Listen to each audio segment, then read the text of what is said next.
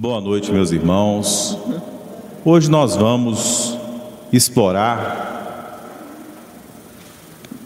as relações entre a história humana, enquanto arbítrio, enquanto vontade, e aquilo que, independente do nosso planejamento, da nossa organização, da nossa disciplina, nos surpreende.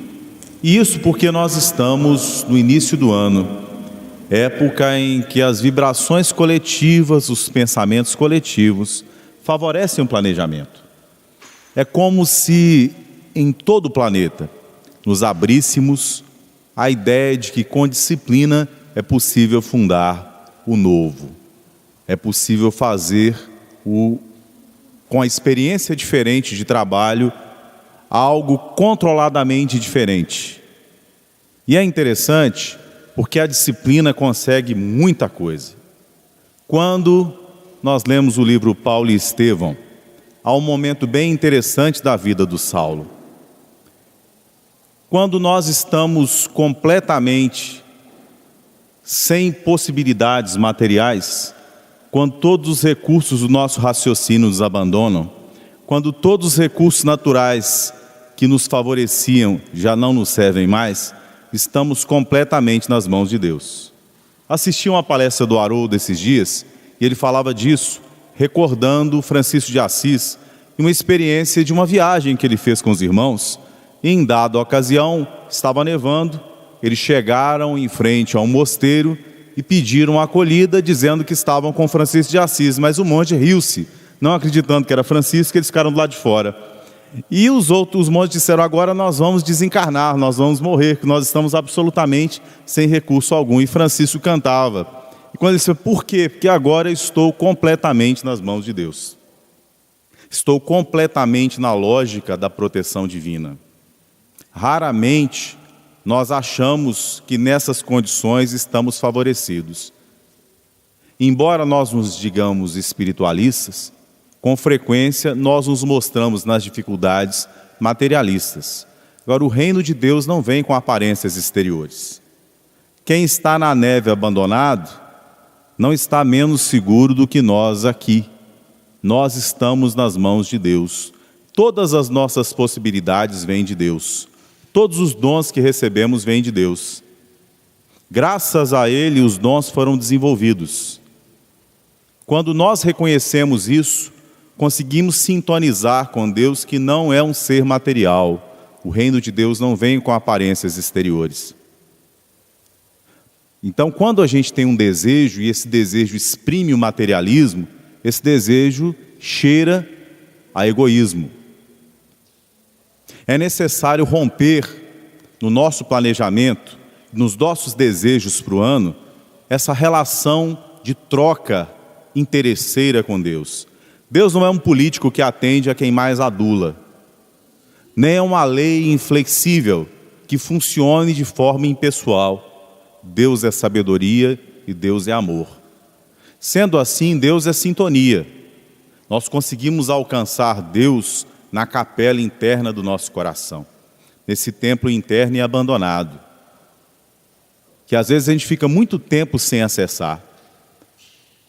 O Emmanuel cita a cura do cego Bartimeu e cita o símbolo de quando ele joga a sua capa.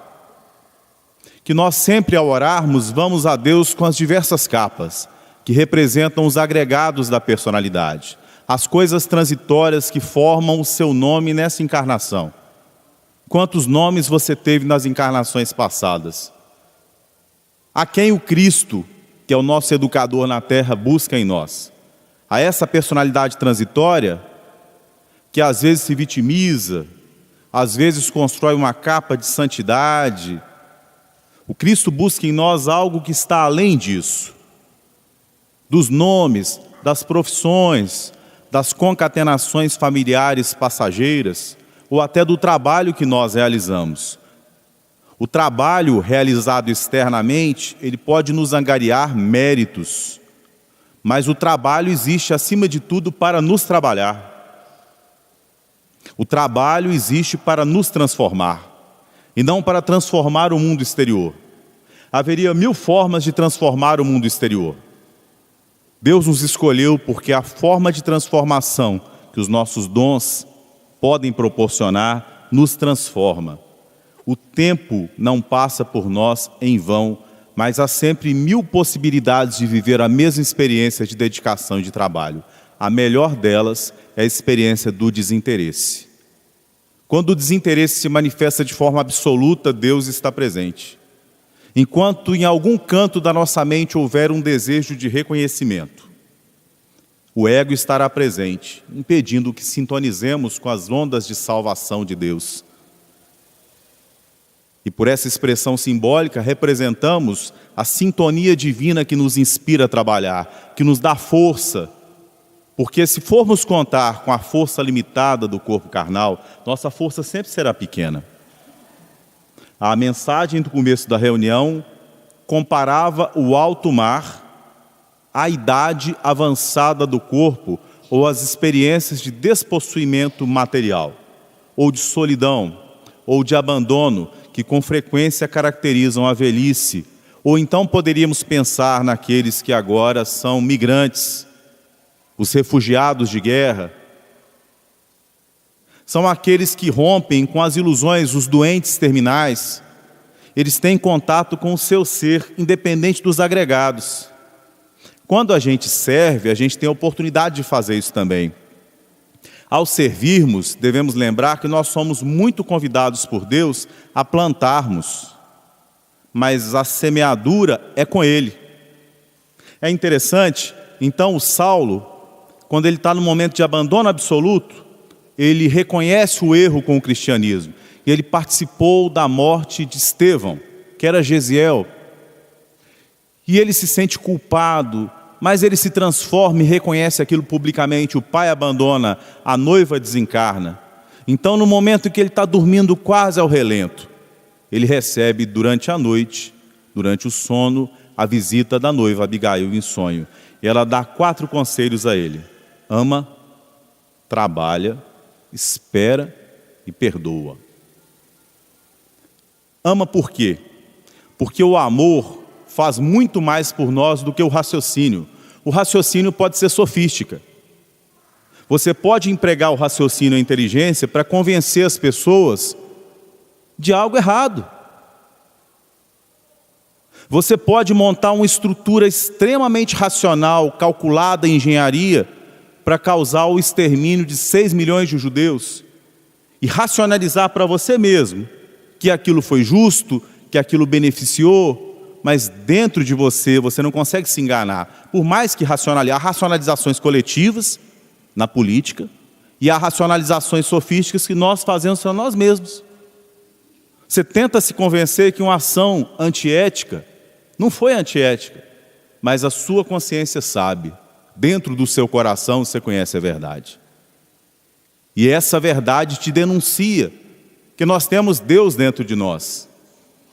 Então, quando a gente tira essas capas, a gente consegue se enxergar tal qual a gente é. E é importante se dirigir a Deus assim. Então, quando você ama, o seu trabalho não é esforço sacrificante. Ele vira prazer. Mesmo que demore, seja a longo prazo, você se inspira facilmente. E quando você ama alguém, você desperta na pessoa capacidades que ela nem sabia que tinha. Ser amado é ser fecundado espiritualmente. Por ideias, por possibilidades, é ser incentivado. E é isso que Deus faz conosco, que Ele nos ama. Então, antes de mais nada, é necessário amar. As ondas espirituais de Deus são semelhantes às emissões das emissoras de TV. Lá no Japão tem a NHK, a BBC de Londres, a CNN. Não vamos citar as brasileiras não, né? Para a gente não ficar triste. Mas essas ondas estão sendo emitidas permanentemente. Dependendo da sintonia que nós fazemos, nós as captamos. Então, mesmo no momento em que a pessoa está pensando na infeliz solução do suicídio, já que a consciência não se interrompe, já que o sofrimento vai aumentar, mesmo quando ele está escolhendo um caminho de sofrimento, ele está tendo o pior erro da vida, naquele momento, as ondas de Deus estão presentes, necessitando de sintonia. Deus nos ama profundamente. Como dizia o Yosha Heschel, né? Deus em busca do homem, Deus nos busca. Mas quão raramente buscamos a Deus. Buscar a Deus é tentar sentir como Deus, para sintonizar com Ele. Deus não sente egoisticamente.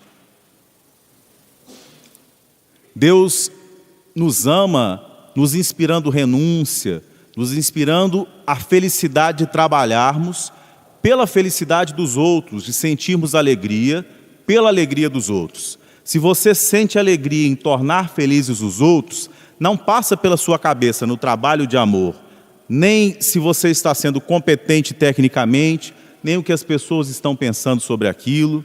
É a energia de Deus que age sobre você, o que te confere autoconfiança.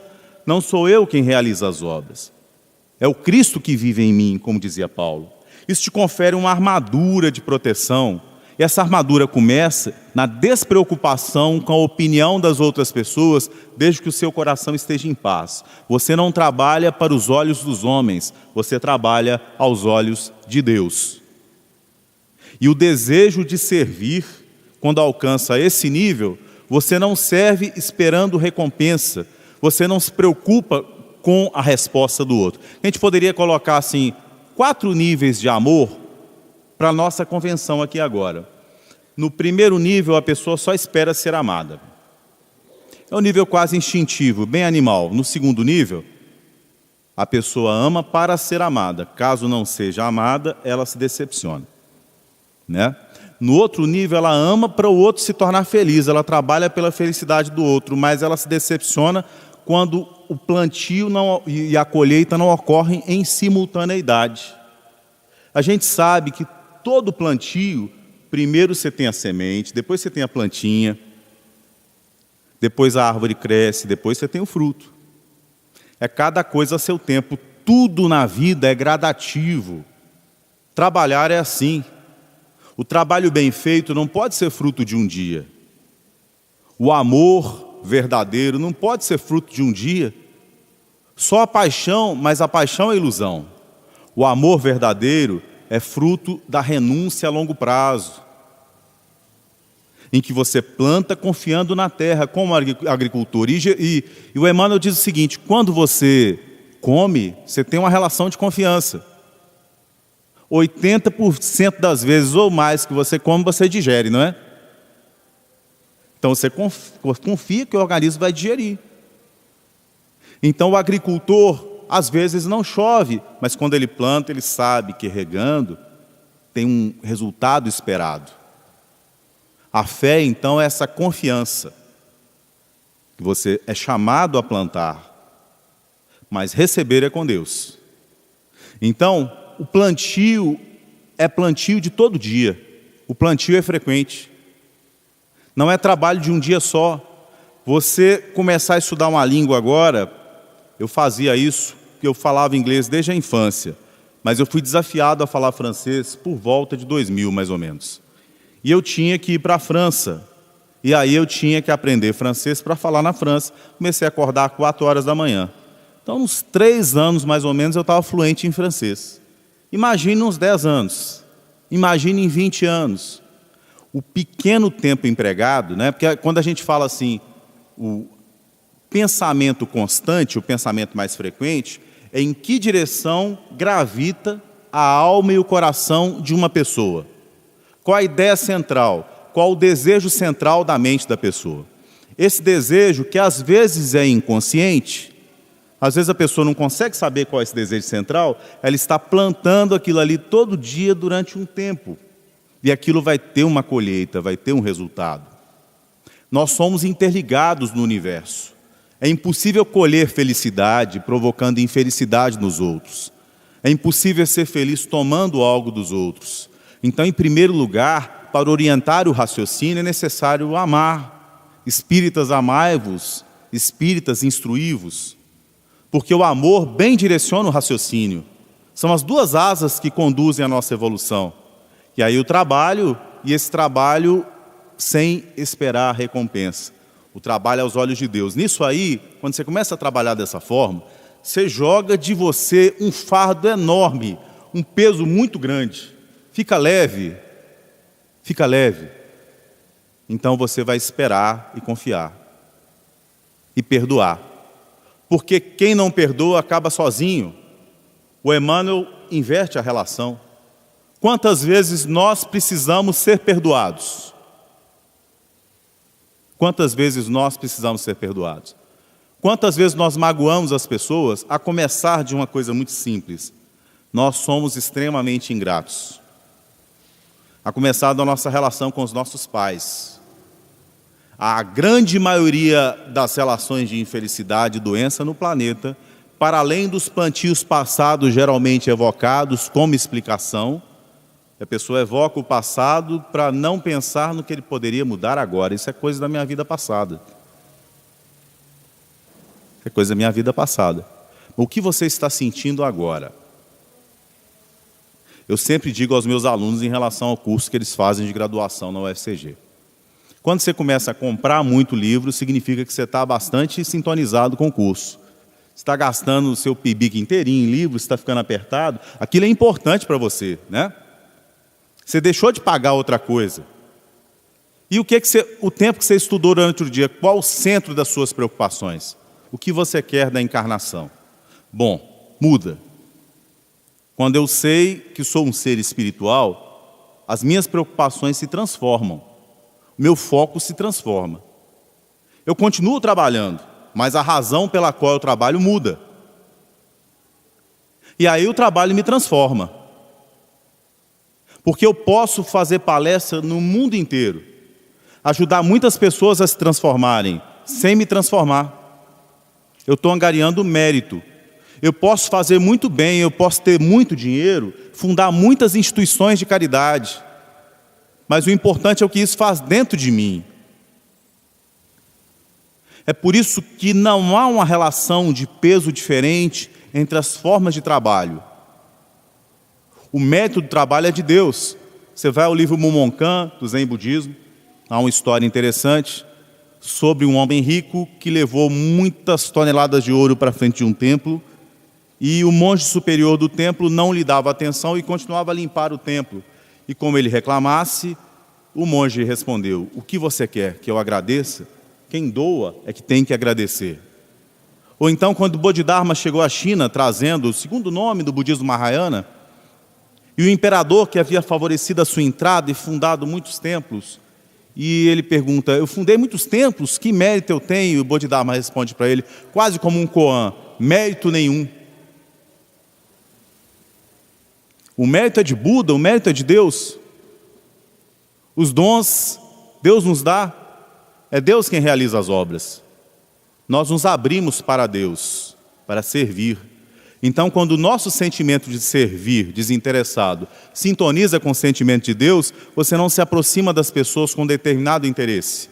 Você não vem à religião para obter algo dela, seja a cura da doença, seja favores espirituais, mas você vem para se encontrar com seu Pai. Você vem para se religar. Por isso que é muito importante, para além do sentimento que move a oração, investirmos em meditação, porque isso é esse sentimento, essa concentração, por mais tempo, independente do método, ao acordar e ao dormir. Quando você começa a atividade e lega essa atividade a Deus. Ou então, quando você termina a atividade e agradece a Deus, reconhecendo que o mérito foi dele e entregando o trabalho a ele. Quando isso acontece, o ego se afasta, porque onde há ego há atrito. As pessoas querem fazer a sua vontade, e não dá para fazer a vontade egoística de todo mundo. Aquele que renuncia abre o caminho para muitos. Ele se torna o Lao Tzu, grande mestre chinês. Ele dizia que nós devemos ser como a flauta, que só pode ser tocada porque ela se esvazia. Então, você deixa de ser aquele ser material. É aquilo que o Francisco de Assis falava, né? Você começa a fazer o possível, investe naquilo, daqui a pouquinho você está fazendo o que parecia impossível. Dia a dia. a gente consegue fazer o que parecia impossível, que a gente não faz com a força da gente. Olhem para o passado, olhem para a infância. Quantas pessoas duvidavam de você na escola? Eu passei por 6 escolas na minha infância. Teve gente que achou que eu não terminava o ensino médio. Houve psicólogos que duvidavam que eu conseguiria atravessar minha mediunidade, que era canal aberto na época. Para mim era como um empecilho, era como um defeito físico. Mesmo nascendo em família espírita, é mediunidade de prova, né? Mas quando você começa a servir, desinteressado de você mesmo, você se torna canal e você obtém o mérito. E o mérito te protege, o mérito é uma armadura. Agora, você está se transformando com esse serviço? Aí a pergunta é o seguinte: que tipo de sentimento eu tenho ao servir? Isso vai me permitir esperar, né? E aí nessa espera eu vou ser desafiado a perdoar. Justamente amando, muitas das pessoas que eu amo vão me decepcionar. Justamente porque elas são próximas de mim, me convidando ao perdão. Eu terei que estabelecer um ajuste de expectativas. Para planejar, é necessário ajustar expectativas. Para não esperar da árvore tenra, da fruta verde, da criança, a resposta de um adulto. Jesus na cruz: Pai, perdoai-os, que eles não sabem o que fazem. É um ajuste de expectativas. A gente tem que ajustar expectativas em relação a nós mesmos também. Tem gente que só quer fazer grandes coisas, e aí tem vaidade nisso. Nós não fazemos grandes coisas. Nós fazemos bem o que Deus nos deu para fazer. E fazer bem é fazer em intensidade. Para fazer em intensidade, a gente tem que colocar a alma no que a gente está fazendo. Tem que colocar a alma, a gente vira canal. Então, o sentimento com o qual se faz é essencial, porque ele confere intensidade ao que se faz. É como o amor dedicado a um filho. Esse amor é o limite da maioria das pessoas de renúncia, mas é necessário ir além disso. Você tem que saber lidar, por exemplo, com o não reconhecimento de um filho, com a ingratidão de um filho. Porque é interessante, um filósofo lituano que eu gosto bastante, chamado Emmanuel Levinas. O Levinas dizia o seguinte: Deus é o outro, mas não é só no sentido de que Deus se manifesta a partir do outro. Meu amigo Romero e minha amiga Adriana me contavam do padre Severino lá de Pocinhos, que certa vez eles entregaram para ele um homem todo ferido, e aí o padre agradeceu, tinha cuidado dele alguns dias: vocês me entregaram Jesus, a partir desse homem eu vi Jesus na minha frente, nesse homem. Mas o Levinas falava que Deus é o outro em outro sentido. Esse sentido geralmente as pessoas conhecem, que Deus tem uma lógica independente da nossa. O nosso raciocínio não resume o raciocínio de Deus. Lógico, o limitado não se compararia ao absoluto. Pai, se possível, afasta de mim esse cálice, mas que não se faça segundo a minha vontade, mas segundo a tua. E a vontade de Deus se manifesta, e Jesus é dócil a ela, porque Jesus sabia que a vontade de Deus é o melhor, mas Deus é o outro, e esse outro nos desafia ao limite, para que nós cresçamos. Isso geralmente nos contrista, geralmente nos leva ao limite.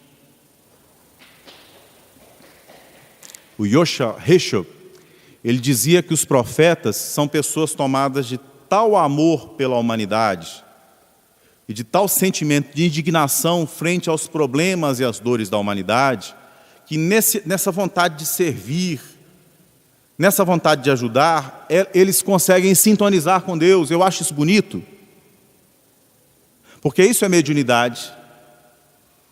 Esse é o sentido da mediunidade, é a vontade de servir.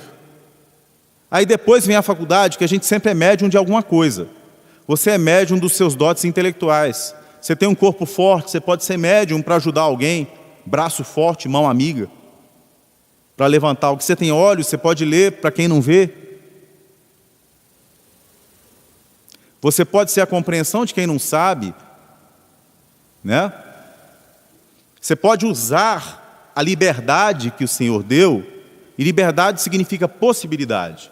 Corpo saudável, árvores das afetividades familiares, porque a ausência dessas árvores é o alto mar, que falava a mensagem. E todos nós, vez por outra, atravessamos esses períodos de solidão. Não quer dizer que a gente está agora cercado pelas árvores das afetividades familiares, não vai haver momentos de fome. Por que eu estou chamando de fome, né? Livro Nosso Lar, amor, alimento das almas. Sabe o que é a fome? Não ser alimentado. Então você tinha um filho que te alimentava. Quando ele se torna ausente, tem que buscar alimentação em Deus. Por isso você sente a fome do coração. Mas a alegria do reencontro, que parte da confiança em Deus, excede muito a tristeza da separação. Você vivia plenos de bens materiais, mas nada se compara à presença das afetividades. São elas que nos alimentam para trabalhar, são elas que nos incentivam. Mas tudo na vida é presença e ausência, até para que a gente possa valorizar. Então, enquanto a gente tem, há sempre uma forma boa e uma forma ruim de usar. Como é que a gente vai planejar o tempo? O que é que a gente tem na encarnação, verdadeiramente? O tempo. Nada mais é nosso. Deus é o Senhor do tempo, nos confere, nos empresta determinado tempo. O tempo não passa por nós em vão. Né? O tempo não passa por nós em vão. Tem uma mensagem bem interessante. Essa mensagem fala de decepção, de coisa inesperada e de perdão, né? Porque existem coisas assim que a pessoa acostumou na infância a pensar assim, ó, se eu estudar, eu passarei na prova, não é assim? Quando eu comi tudo, na comidinha eu estou de parabéns, então eu vou crescer. Mas você pode se planejar, você pode educar um filho por 30 anos e o filho desencarnar antes de você, ou então te decepcionar, porque ele é o outro. Você pode amar uma pessoa profundamente, essa pessoa te trair no casamento, seguir outro caminho, e ele é livre, porque ele é o outro. É difícil acreditar e às vezes é difícil aceitar. Olha, eu adoro suco de uva. Tem gente que não gosta de suco de uva. Tem gente que não gosta de manga. Tem gente que não gosta de morango. Tem gente que não gosta de pizza e de chocolate. Felizes, né? Mas assim, o outro é o outro. Ele tem liberdade absoluta e ele pensa de forma independente de nós. E nós temos que respeitar isso. E se você quer a felicidade do outro, você deve servir sem ego, né?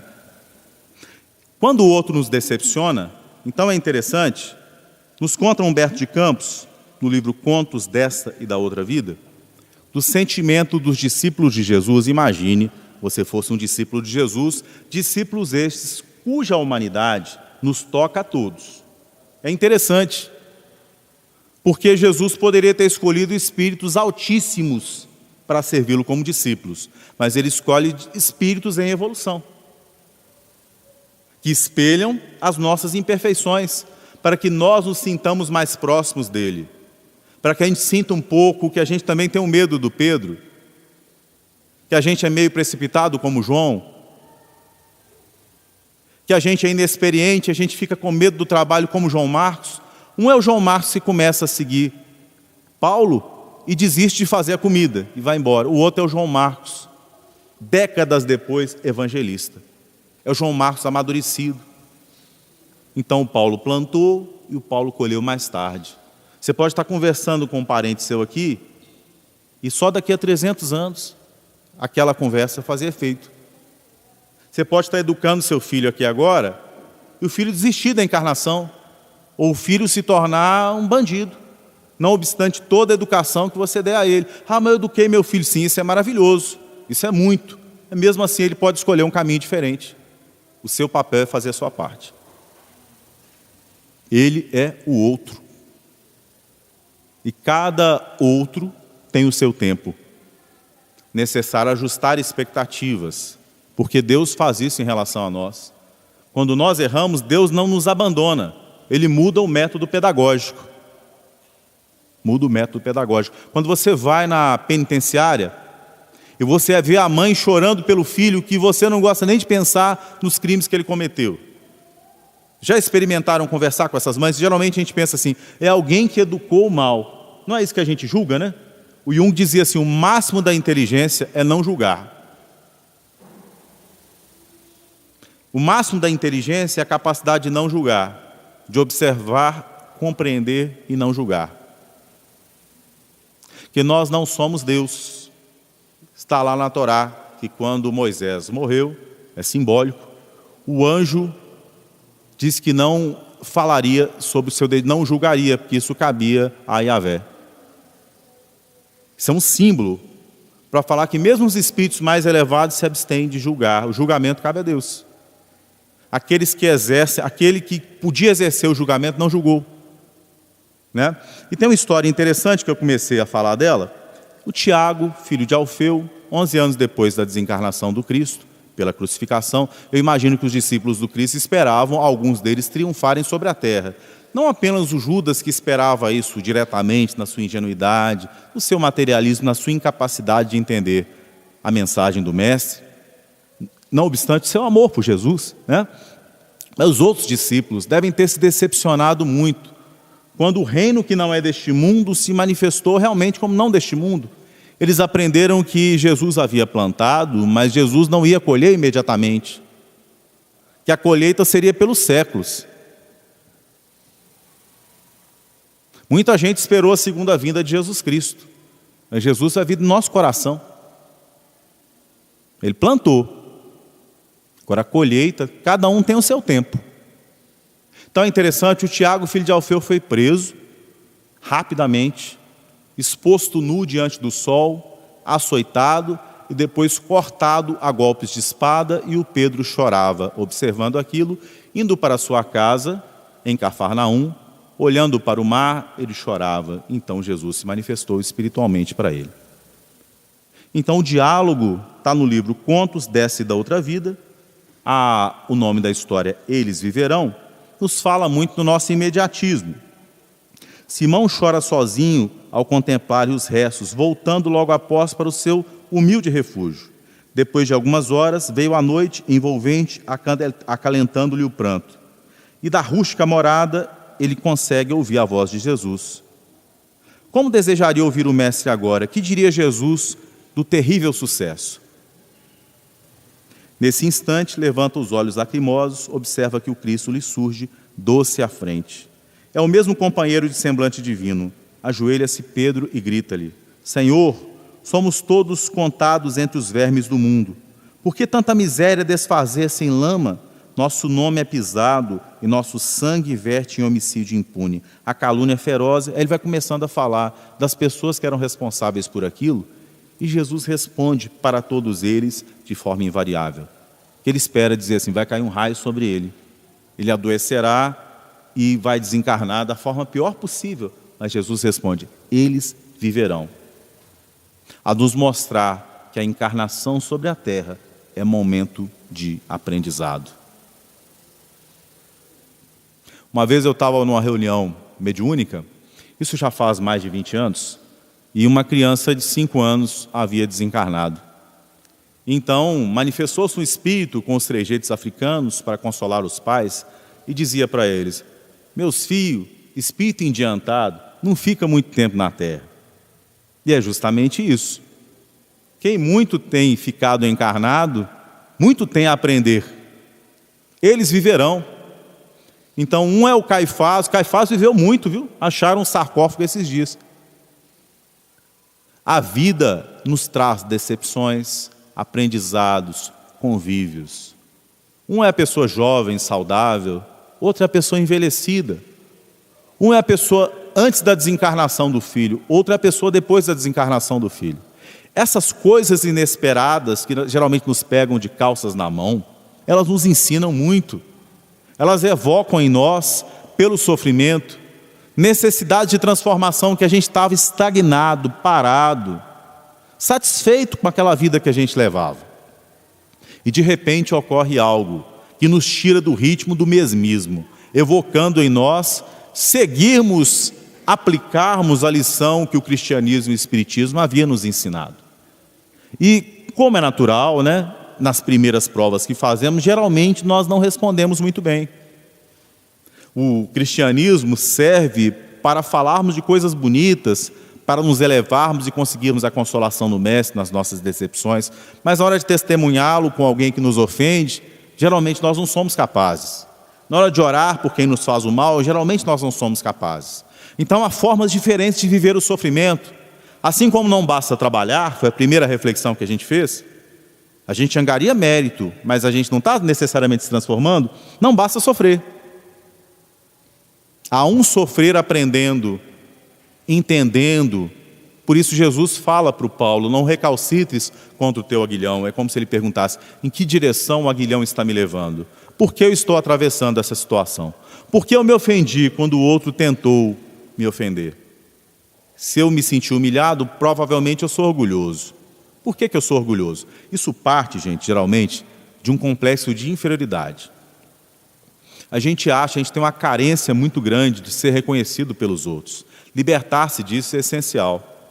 Para a gente atravessar as crises com a armadura espiritual de que fala o Paulo, a gente tem que se sentir amado por Deus.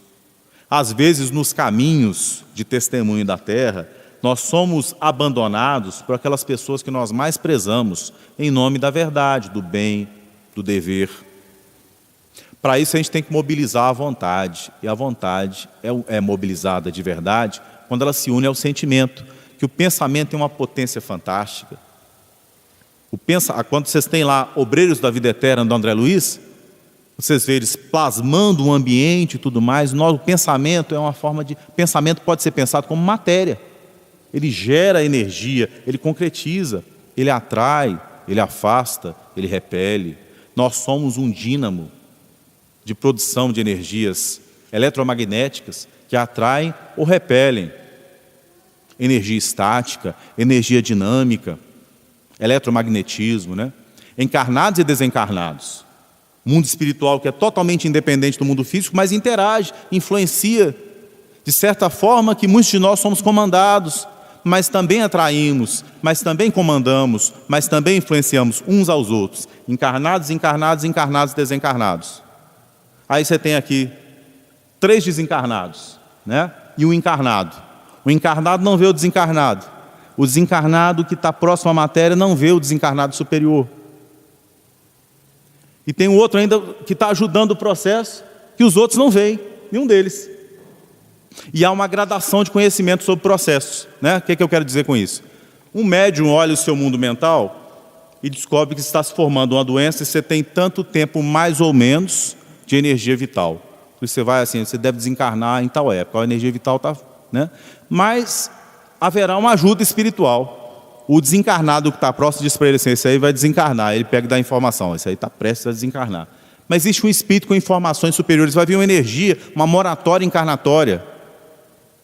Então aquele espírito se manifesta e modifica por mérito, por vontade de Deus, por recurso pedagógico, o curso daqueles acontecimentos, com base em uma lógica que foge à lógica do raciocínio, daqueles níveis vibratórios, daqueles níveis de conhecimento que estavam abaixo, né? Então a misericórdia de Deus, Deus não é o outro, né? Então você não prevê o que Deus quer, você sabe que Deus quer o bem, mas os caminhos pelos quais Deus concretizará o bem, os caminhos pelos quais Ele vai te desafiar, são com Deus. A gente tem liberdade, aí está a nossa liberdade de responder. Criando mais liberdade e possibilidade, ou criando inibição, provação, limitação e daí por diante. Então o planejamento e a disciplina humanas têm grande poder. Quando você, por exemplo, sabe o que você vai fazer ao longo desse ano, você direciona a sua energia do pensamento, o seu pensamento central e tudo para um foco, né? Por exemplo, o que é importante na sua vida? É a sua família? Família é um negócio muito importante. Eu tenho notado uma coisa interessante, né? Obras da doutrina espírita que não continuam nas gerações futuras, porque a pessoa não tem um projeto de família espírita. Eu não estou falando do rótulo espiritismo, não. Estou falando inclusive de obras sociais. Estou falando da continuidade dos filhos na doutrina espírita, isso é a liberdade deles. Mas quando nós passamos valores espirituais para os nossos filhos, isso é um projeto de família. E a família deve ser defendida, resguardada. Ela deve exemplificar para os filhos, né? Aí você constrói, você tem gerações de espiritismo e a tarefa continua. Essa casa espírita mesmo, se a gente descuidar da evangelização, a gente descuidar de trazer nossos filhos para cá, a gente pode ter uma casa maravilhosa, daqui a 30 anos, 40, 50, você pode ver até 100. Você vai passar para o mundo espiritual e a tarefa ficará ao desamparo. Se o cristianismo chegou até nós, é porque mãos amigas nos transmitiram isso. Né? Não estou falando só dos filhos da descendência. Estou falando daquele exemplo que nós damos para aqueles que convivem conosco. É necessário plantar para o futuro, isso é desinteresse. O imediatismo, né? Quando você vai ao livro A Caminho da Luz, você vai ver que o grande problema dos arianos, dos indo-europeus, né? Foi o imediatismo. Eles queriam viver tudo aqui agora, e o plantio não é para agora. Por isso que o romano queria conquistar o mundo, o império norte-americano, o império inglês. E aí você faz destruição, guerra, depois você tem que voltar, conforme a parábola, como mordomo da injustiça, para reconstruir o que queimou. Então não adianta o planejamento do campo de concentração, não adianta o planejamento do imperialismo inglês, tem que ter planejamento com o coração. É um Eurípides Barçanufo. Você pensa na vida do Eurípides, que vida pequena, morreu tão jovem, desencarnou jovem. Quantas manumissões ele comprou? Quantos escravos ele libertou? Quantas alforrias? Né? A partir da alforria da mente, ensinando a negros numa época que só as pessoas brancas iam à escola, no colégio Allan Kardec. Adolfo Bezerra de Menezes, no Rio de Janeiro, você chega na cidade, não tem dinheiro para comer ou para pagar os estudos, tem que dar aula particular, daí a pouco você é vereador, depois você é deputado federal. Isso é trabalho desinteressado, trabalho daquele que é capaz de dar o anel de formatura para comprar o remédio, porque mais vale a função de ajudar do que a aparência, que a gente vive numa época em que a festa de casamento é mais importante do que o amor. O aluno está juntando para a formatura, mas não está preocupado com a sua formação. Você pode desencarnar antes do final do seu curso de graduação, o que você vai levar? O meu planejamento se baseia somente em construções para a terra, então meu planejamento é de areia. É a casa construída sobre a areia. Porque a qualquer momento nós podemos desencarnar. Alguém sabe aqui o momento da própria desencarnação? Nos dizem, na mediúnica, os amigos espirituais mais próximos, né? Avisando sempre que sempre os encarnados projetam a encarnação para além do tempo que ela realmente durará. Né? Mas nós sabemos que quando a encarnação é extremamente útil, a gente pode ter uma moratória encarnatória também. Nós podemos abreviar a encarnação com imprudência, não cuidando da saúde, correndo com o carro, né? Não abastecendo o avião. As coisas, é necessário cuidar da encarnação. Mas nós podemos também ampliá-la, tanto com cuidado com o corpo físico, quanto com a utilidade da nossa encarnação para os nossos semelhantes. É necessário que a gente se sinta útil. Quantos doentes se curam quando se sentem úteis? Havia uma senhora que ela se sentia muito sozinha, e ela tinha ficado viúva, e aquela solidão no coração, aquela coisa horrível, e ela queria servir a alguém. Ela vivia em Nova York, e a cidade, as pessoas conviviam com ela muito frias, né? E ela pensou, o que eu posso fazer? Eu tenho a herança do meu marido e eu sei tocar piano. Então, eu vou anunciar nos jornais que se houver a festa de criança, se houver um casamento, se houver uma formatura, eu gostaria de tocar, mas eu não vou cobrar. Eu quero servir por meio do meu dom. E quando ela pensou isso, tinha bastante tempo que ela não tocava piano. Ela começou a tocar piano para se preparar para servir. Então, à medida que ela fez amizades, ela foi se envolvendo em afetividade, ela curou uma doença que a prejudicava e acabou se casando com um viúvo também que conheceu numa dessas ocasiões. Então, quando nós nos dispomos a servir sem interesse, os caminhos se abrem. Mas quando nós impomos a nossa vontade, ou então nós queremos realizar de imediato, sem paciência, nosso desejo de reconhecimento afetivo, a gente se vê no deserto. A forma mais fácil de se decepcionar é fazer o bem esperando recompensa. É necessário tentar sentir Deus ao amarmos as pessoas. Então, quando você sai de casa, eu lembro quando eu era mais jovem, estava fazendo a graduação ainda, havia uma mentalização do Yogananda, eu li Pensamento e Vida pela primeira vez, do Emmanuel, me marcou profundamente, né? A mentalização do Yogananda dizia, uma aura suave como a luz do luar envolve todo o meu ser. Minha aura é suave, calorosa, pura e afável. Sou amável e afável para com todas as pessoas. Eu respirava, imaginava essa aura antes de trabalhar, antes de ir para a faculdade, porque eu queria que quem me encontrasse, aquela energia que eu trouxesse, aliviasse o coração de quem sofresse, simplesmente por olhar para os meus olhos, por sentir o calor da gentileza, do carinho. Então eu tinha que me preparar. A gente tem que se preparar para as atividades, porque senão a gente vai de qualquer jeito. A gente tem que viver com carinho. Isso não é excesso de melosidade, isso é equilíbrio. É querer ser útil. Então, preparar-se para a tarefa. Então, aquilo que era penoso, se você tem dificuldade de estudar, comece a estudar pensando em servir. Se você tem dificuldade de acordar cedo, comece a pensar em quantas pessoas você pode ajudar por acordar cedo. E aí, quando você mentaliza, você coloca no papel, na agenda, as tarefas do ano, entregue-as nas mãos de Deus. E uma última observação. Quando nós temos desejos egoísticos, eles tendem a não se realizar. Porque quanto mais egoísta é o nosso desejo, mais a gente fica com a força limitada do corpo carnal. Quando você se sente fraco, é porque você está com um objetivo que só beneficia a você ou aos seus. Por isso, grandes objetivos de amor tendem a se realizar. Porque você conta com a força de Deus. Tem um médium, Francisco Cândido Xavier, lá em Pedro Leopoldo, muito amor. Divaldo Pereira Franco, muito amor, Mansão do Caminho. Quem diria? Geralmente começa com alguém com dificuldades. Começa com alguém com muitas dificuldades. Por quem ninguém daria nada, mas a força não está onde ela parece estar. Quem é mais forte? Havia na sociedade elegante, Hugo Boss planejou, vocês sabiam disso? Projetou os uniformes nazistas. Se você achava bonito o uniforme nazista, eu expliquei por quê. Hugo Boss projetou. Então, assim, o trabalho pode servir aos mais diversos objetivos. Agora, aquela elegância dos nazistas durou quanto tempo? Produziu quanto mal? Quem foi mais forte? Aquela sociedade do Terceiro Reich que parecia tão próspera por cima do sofrimento e do roubo das propriedades dos outros?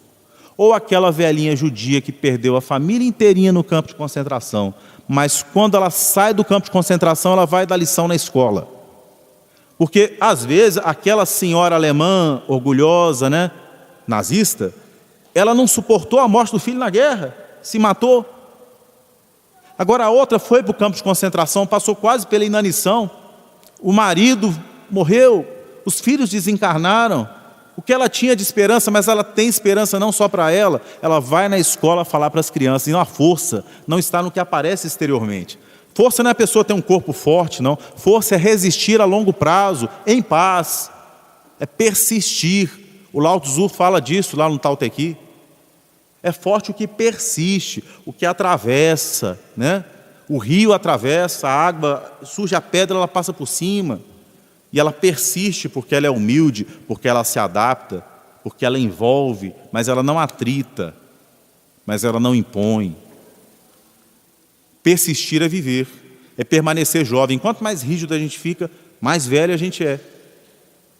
No corpo, rigidez é incapacidade de mover, a pessoa está com gota, não mexe o braço, Rigidez no corpo não é boa. Rigidez na árvore faz ela quebrar. Mas o salgueiro bate o vento, ela vai e volta. Capacidade de adaptar-se, compreender e continuar trabalhando. Persistir não obstante as tempestades. O que constrói essa força? Que faz uma pessoa não suportar a vida tendo tudo e morando numa mansão. E faz uma senhorinha que criou 12 filhos lá no interior de Pernambuco, dá exemplos de dignidade, de bondade. Nunca fugiu do casamento. Nunca pensou em separar-se levianamente, nunca abandonou um filho, nunca saiu para divertir-se deixando o filho sem ir para a escola, deixando um filho sem alimentação. Isso é força, porque quando você termina a encarnação, não importa se você é presidente dos Estados Unidos, da Alemanha, você é um completista. Você fez o que Deus esperava de você. O que é mais importante? Então, meus irmãos, se vocês querem comprar um carro, às vezes não estão conseguindo assim, eu vou me organizar para comprar um carro, mas a autopunição que a gente sente é porque o desejo é egoísta. O que você pretende fazer com esse carro? Olha, eu queria aumentar, eu estou estudando para concurso, que eu quero aumentar o meu salário. O objetivo pessoal mesmo? É só para aumentar o preço do perfume que você compra? É só isso? O que você pode fazer com isso em benefício? Possibilitando a outras pessoas, fazendo com que seu mérito possibilite mérito a outros, mesmo que isso te custe sacrifício. O sacrifício que não serve a si mesmo é o sacrifício que constrói espiritualmente. Mas tem que ser feito com alegria. Mas nada disso começa assim. Isso começa com esforço. Tudo que você repete vira hábito, vira condicionamento. Bom ou ruim. A gente tem essa liberdade. Sempre pode ser queda, cair é sempre mais fácil, subir é sempre difícil. Nada elaborado se faz com facilidade. Então o trabalho da alma, que tem que ser cultivada como um campo, na bela imagem do Evangelho segundo o Espiritismo, não se faz também com facilidade. Então, meus irmãos, o convite é para que nós não modifiquemos as tarefas que nos são legadas, mas a atitude com a qual nós as realizamos. Para que no nosso planejamento do ano, nós consigamos vencer o complexo de culpa que nos persegue, atraindo para nós os reflexos das nossas ações passadas, nos desinteressando do bem que fazemos e associando aos nossos desejos de realização material objetivos de coletividade, objetivos de benefício para nossos irmãos, de alívio do seu sofrimento, porque isso é a única coisa que pode nos facultar vencermos a culpa que sentimos pelo que nós nem nos lembramos, mas que nos persegue, porque quando nós nos cremos seres espirituais, os objetivos da encarnação se transformam completamente, e então você deixa de se punir e transforma a culpa em responsabilidade pelo bem da humanidade. Que Jesus nos abençoe.